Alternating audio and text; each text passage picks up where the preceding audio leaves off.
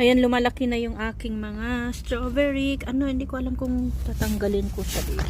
Kasi nga, kaya ako yan yung tinatabunan kasi yung slag.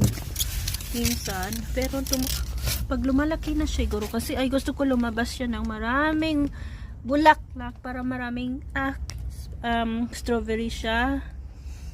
Tapos, pag medyo ano na siya, tsaka ko sasprayhan siya with sugar para lalong tumamis.